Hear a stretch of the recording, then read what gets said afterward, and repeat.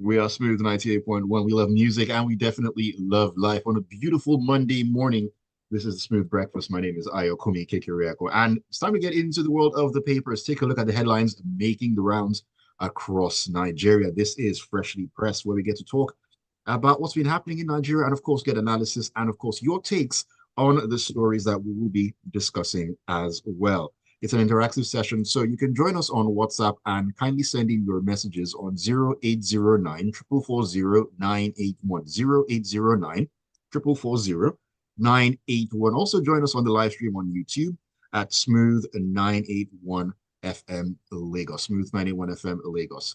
My analysts are in with me this morning, AB Bozimo, and of course, Mr. C. Very good morning to you, gentlemen. Good morning, Ayo. Good morning, Mr. C. Glad to see you back again. And good morning to all of the wonderful listeners. Let's pray for a productive Monday. Good morning, Maria. Good morning, Rudy. Good morning, Lagos. Glad to have you back. Before we get into the stories, though, just for our listeners out there, your WhatsApp messages, please try to keep them as short and concise as possible. Clarity is very key. It makes it a whole lot easier to read and get through. I know that there's a lot for us to say, but let's just try to summarize more or less. Makes it easy. Frank, thank you very much. All right, let's begin in the Vanguard newspaper, Mr. C. I'm coming to you with this one. And again, bandits have stormed Sokoto and they've kidnapped over 150 people. Now, this is off the back of the people of Gobir in Sokoto State, mourning the death of their emir, Alhaji Isa Muhammad Bawa, who was murdered by bandits, terrorists, as far as I'm concerned. That were bandits. I'm not down with that. Now, the hoodlums have reportedly invaded the community again and kidnapped over 150 people. The same community where an emir was kidnapped and killed. Now, the same community, once again, 150 or over 150 people have been taken from the same place. This same song and dance that we keep singing and dancing to, Mr. C. Thank you, Aaron. And our thoughts continue to go out to the family of the late Emir who was kidnapped and then killed. And apparently his body hasn't been returned to the family because they haven't paid the additional ransom that is demanded. Now, once again, we're faced with very sad news, and our thoughts also go out to the families of the 150 people who were abducted unlawfully and illegally against their wish. So we're here again, mass abductions. It's a bit tiring having to speak of it. Now, when we sit down to think of it, 150 people were abducted. The question is how? Because it will take a minimum amount of time to get them together. Think about the number of people who had to come to forcefully abduct them. They're looking at least 80 to 100 people armed. Now, how did this 80 or 100 people get into that community? How did they round them up? How did they take them out? Did they use a truck? Did they use lorries? Did they use vehicles? Did they use a huge convoy or a large convoy of motorbikes? Now, in all of this, again, where are the security agencies? Because at this point, it's becoming increasingly difficult to refute the suggestions from some schools of thought that the security agencies are either extremely incompetent or they're complicit in some form or measure with what's going on. Because no reasonable, sane, or logic mind can fathom what exactly is going on. How did they go? That procession could not have been speeding. So probably an hour, 2 hours, 3 hours, 4 hours. Where is the nearest police station to this community? Assuming they don't have them.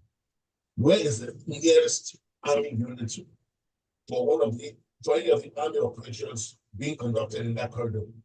What exactly happened?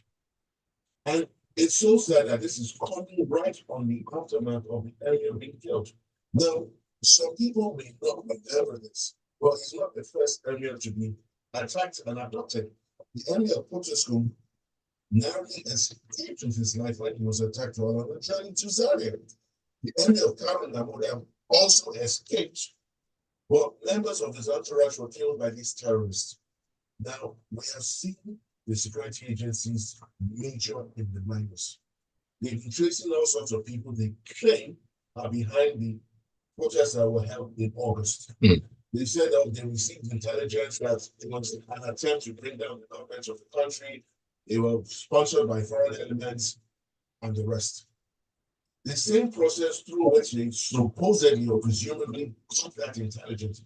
How is it they never get intelligence when something that is about to happen to ordinary Nigerians in the course of their daily lives? But it's only when there are protests against the bad government policies that they always receive some sort of wonderful and amazing intelligence. Now, on the aftermath of the killing of the emir, no security agent was held to task.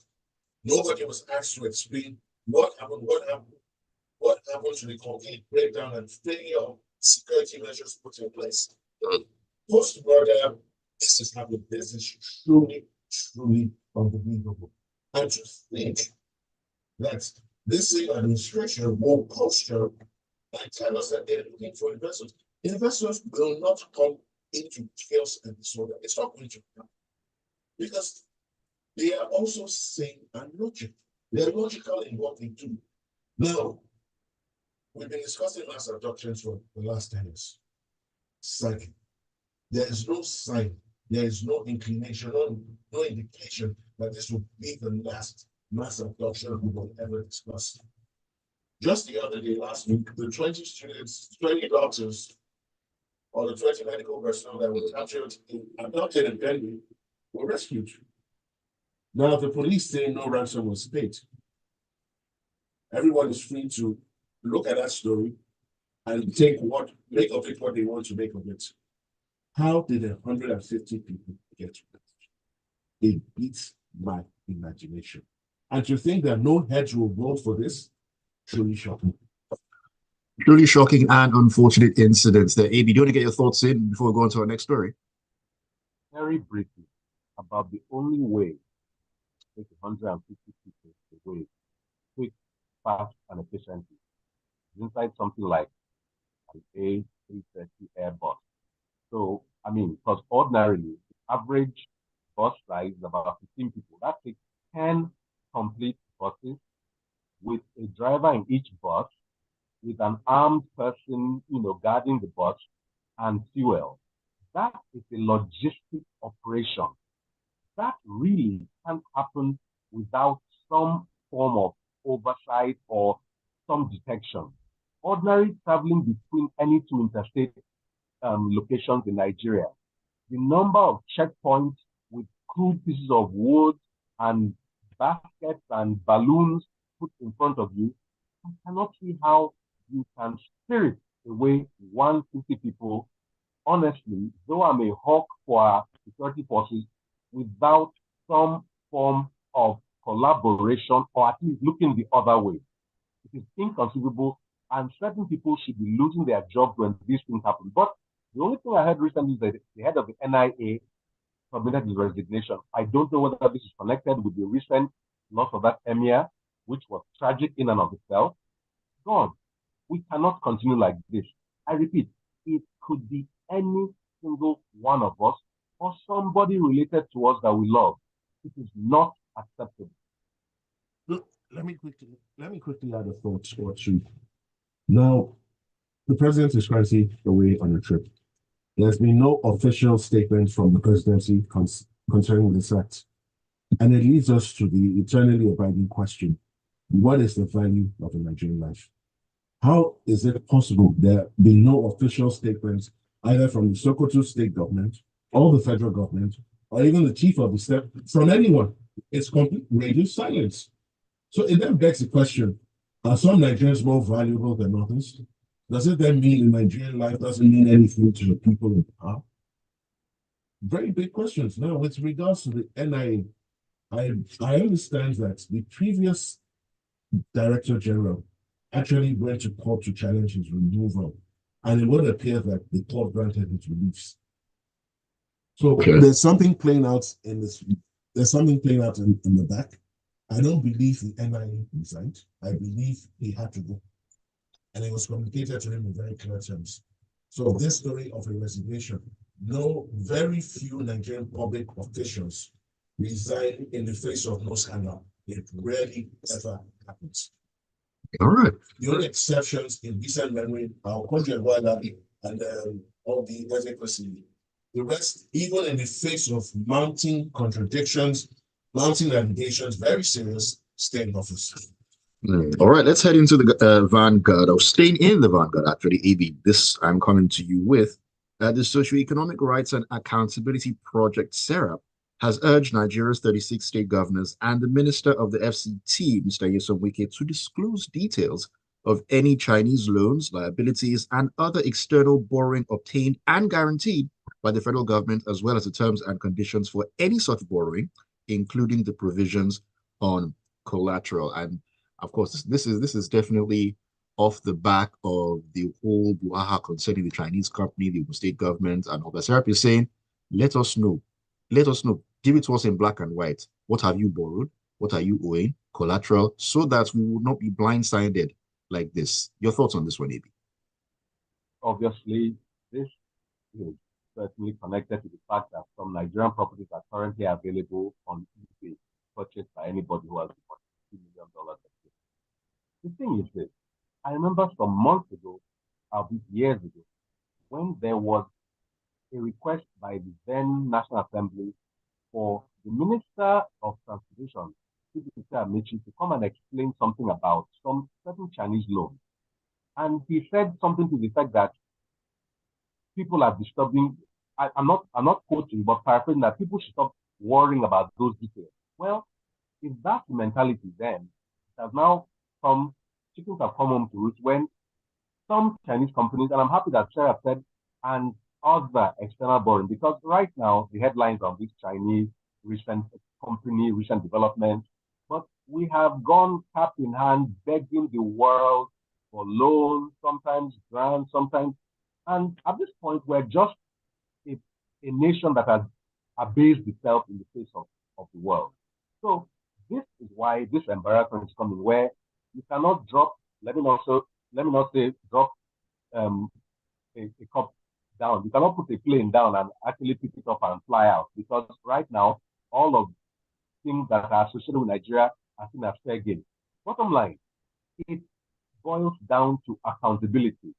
A lot of these deals going on are being done in too many dark corners with no sunlight. The good antiseptic to this kind of situation is clear daylight, sunlight, and information shown on them, so that we understand. We may not be able to reverse them, but there is a role where legal trained minds and those who are in that sphere can take a second look at this thing. Because my fear is that a lot of these things are done by people who don't actually have the skills, tools, or techniques to enter these loans. You know, you are the head of a ministry. That doesn't mean you have the skills to actually negotiate these things. Do you take the necessary lawyers and the necessary bankers and so on with you, or do you just enjoy the junket to the country, all the stuff that you are put through that is quite enjoyable, I can imagine, and then you sign any paper put in front?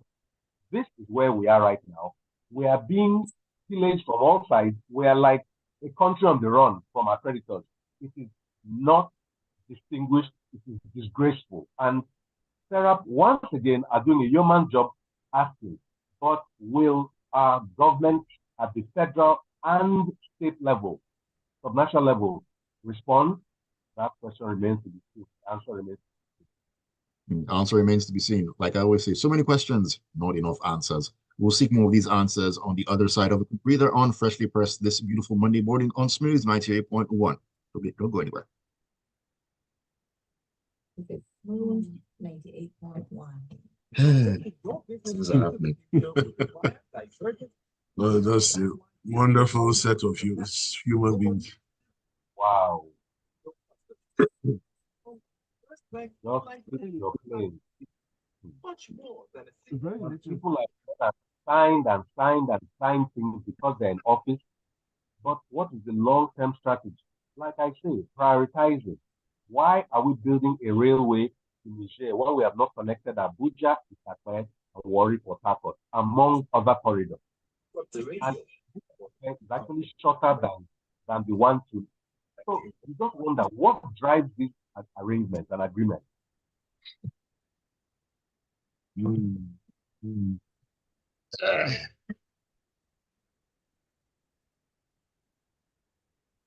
Welcome back to Freshly Pressed on Smooth Breakfast on Smooth 98.1. Love music, love life.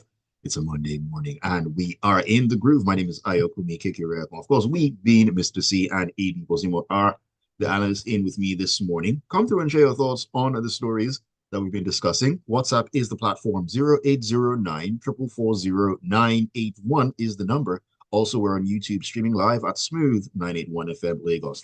Let me take a couple of messages before we get back into the stories. They're piling up already.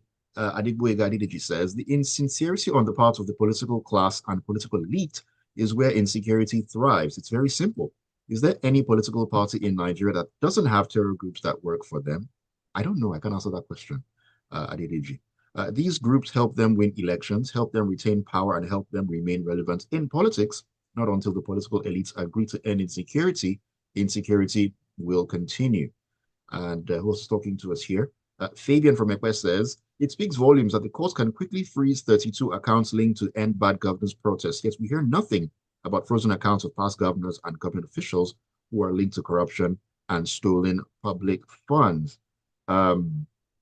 This is Tunde from Lekki. He says, I remember Shegun Adeni also resigned without scandal, but most with stains still won't resign until they are forced to actually do so. Crazy stuff. Zeman from Bristol says the security agencies are unavailable when terrorists, bandits, kidnappers terrorize, kill, and kidnap hundreds of innocents, but can effectively track and kidnap whistleblowers and journalists that expose the corruption in the government. I pity this country. That's a big one you're talking about there, Zeman.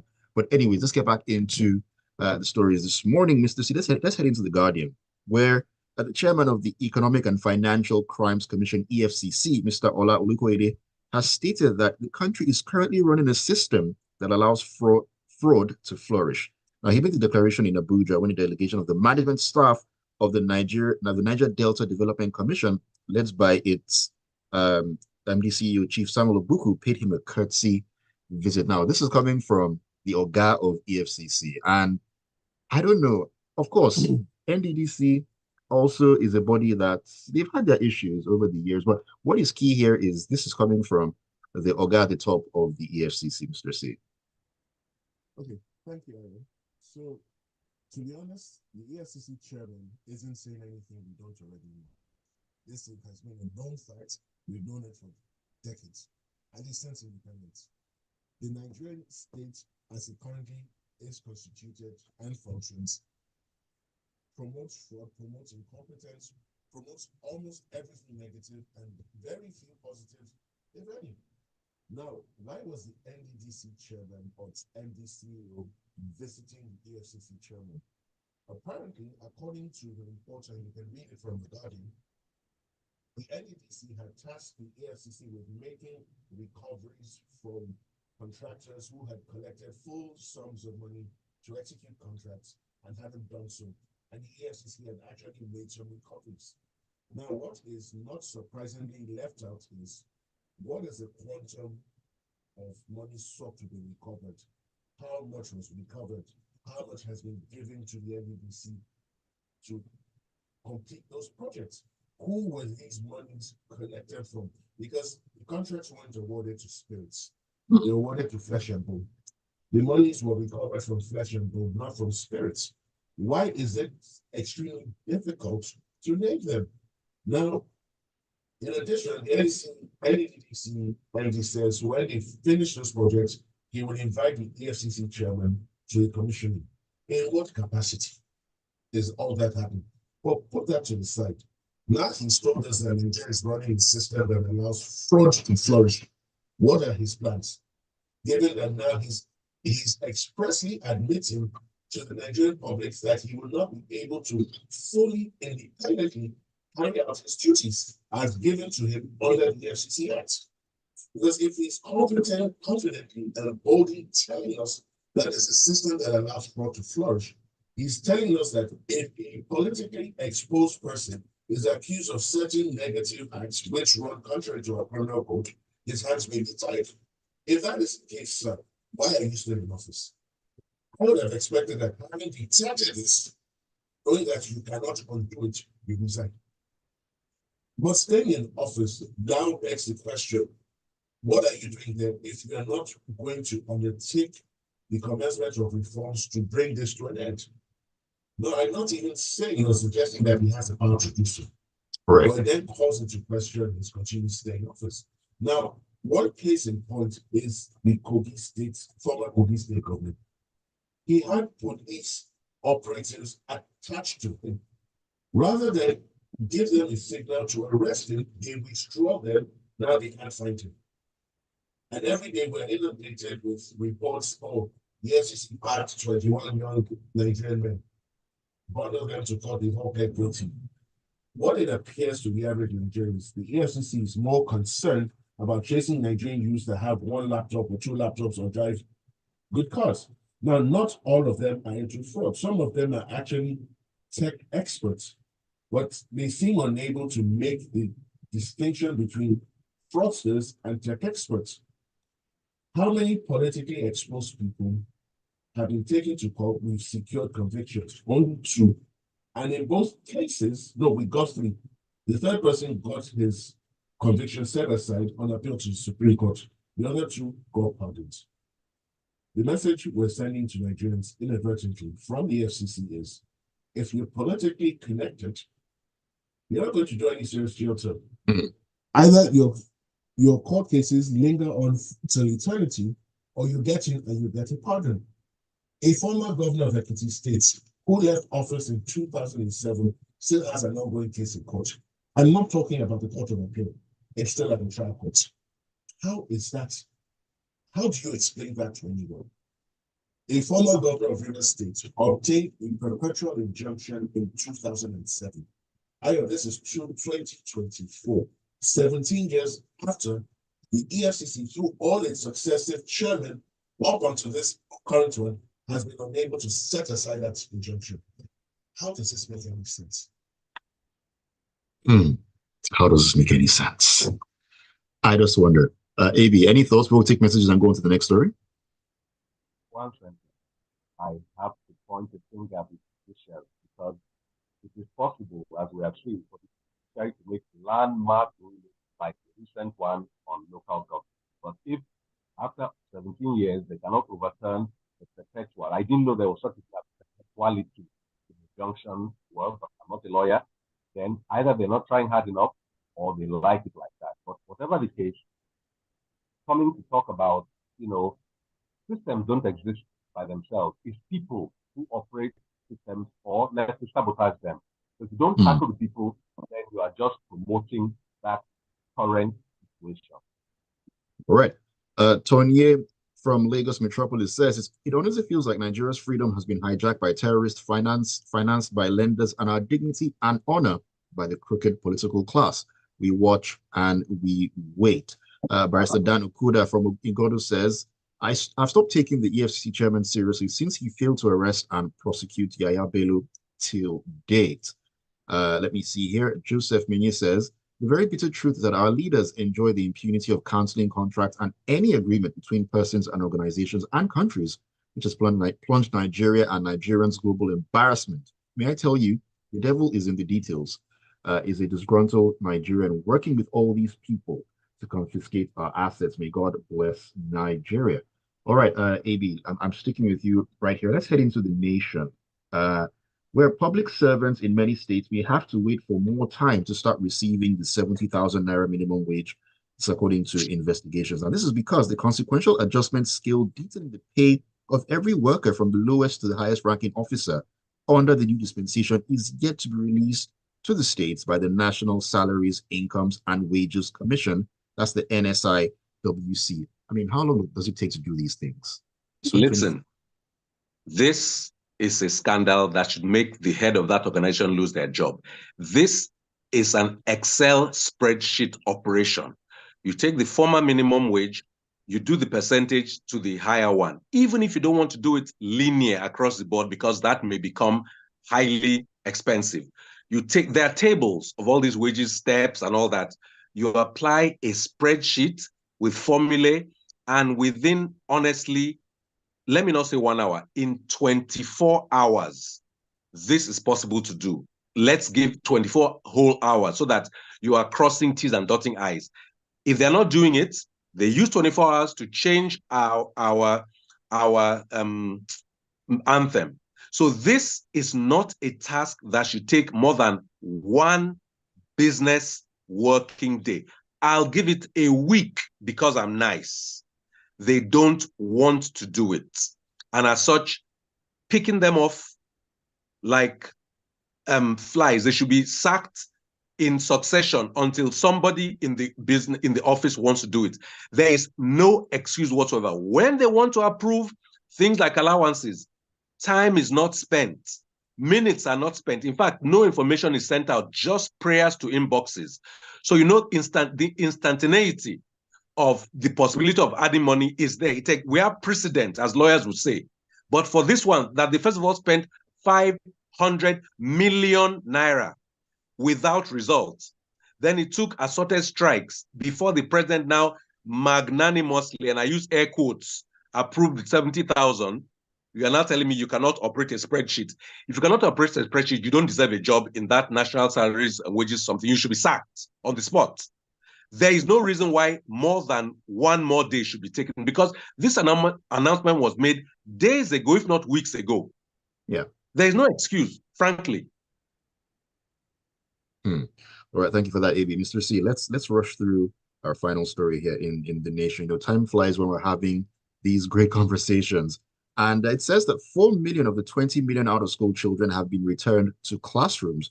Now, this is according to the federal government. I'll let you take this from here. Okay, thank you. Very quickly. So the Minister for Education, Mr. Tahir Rahman, was presenting his scorecard for 2023, and he claimed that 4 million out-of-school children were returned to classrooms. I find that extremely hard to believe, because take the north, from north central to northeastern to northwestern, there's been insecurity in all 3 geopolitical zones. So the bulk of his 4 million figure, where did it drop from? Because he's surely not telling you that the bulk of that figure came from the south, from the southeast, the south, and the southwest. Why didn't he break it down state by state? Now, it's very easy to say 4 million people, 4 million children returned to classrooms. Which classrooms? How many classrooms do we have nationwide? How many classrooms do we have broken down geopolitical zone by geopolitical zone? So it's very easy to sit down, address a press conference, conjure figures from thin air, throw them like confetti at a wedding reception. But really and truly, what exactly is going on? He says that we have a plan to return 20 million out-of-school children to classrooms, and I'm presuming this will be done before 2027. This is a challenge to the Honorable Minister. What is your target for 2025? What is your target for 2026? What is your target for 2027? So we can follow the timelines that hold you accountable. Exactly. And of course, AB. Listen, what troubled me most about this story is that this is a story on the educational sector, and the numbers aren't adding up. They said 4 million of the 20 million out-of-school children. Meanwhile, the number there is 3,483,700. Is 3.4 million the same as 4 million? This is an educational story. Then suddenly, somewhere, they say more than 53 million learners are currently benefiting, and they just jumped in an exact 20 million from 30 million, 324,372 to 53 million. There is the 4 million. I don't know where it comes from. That's why the word conjure is so specific and appropriate for this story. These numbers looked absolutely conjured out of absolutely nothing. The story is patently unbelievable as it stands. The numbers don't add up. Let me just throw in something. The minister says 53 million learners are currently benefiting from free and compulsory basic education programs. Can the Ministry of Education supply the locations where these programs are being delivered? Good question there. The message here says, I think this is Debbie, says, well, AB wants everyone sacked. I agree, sacked and jailed. Digi says, on minimum wage, that task will take a lifetime. I didn't say jail, no. Well, according to Debbie, she's adding the jail part to it. Good He for says us. on minimum wage, that task will take a lifetime because there's no educational qualification to inspire proper leadership. I feel as if beggars are leading us in Nigeria. JP says, Mr. C is apt. The FCC chair states the obvious. What is he doing to stop this anomaly? More investigation rather than public statements is pertinent. Not impressed. Cheers. Thank you very much for that. Idipa Musa says, the federal government is still paying subsidy for fuel. Why was fuel pump price increased? When will this government tell us the truth? They're destroying these smaller modular refineries, but keep spending huge sums of money on our refineries that are not working. God help us. Olaoluwa says, I have a thought that I cannot prove it, but I feel these insurgencies are either sponsored or supported by elements in the government. If this is not the case, why is it difficult for Nigeria to repel these bandits? Terrorists is the appropriate word. Terrorists, not bandits. Well, thank you for your thoughts right there. Thank you all for the messages. Thank you so much, Mr. C and AB, for joining me this Monday morning to bring some sense to the stories making the rounds in the papers. Pleasure and privilege are always mine. You guys have a great day. I can be hit up at AB Bozimo on all platforms for those who disagree, but I like the idea of jailing them after sacking them. Thank you for having me. Here's wishing everyone a lovely, productive, and rewarding week ahead. And if you disagree or you have a thought to share, you should see you at all social media platforms. All right, thank you, gentlemen, and thanks for all the messages. Keep it tuned to the Smooth Breakfast because we're going to take a walk into the locker room at 8:15. Sports stories all the way. Press on Smooth 98.1.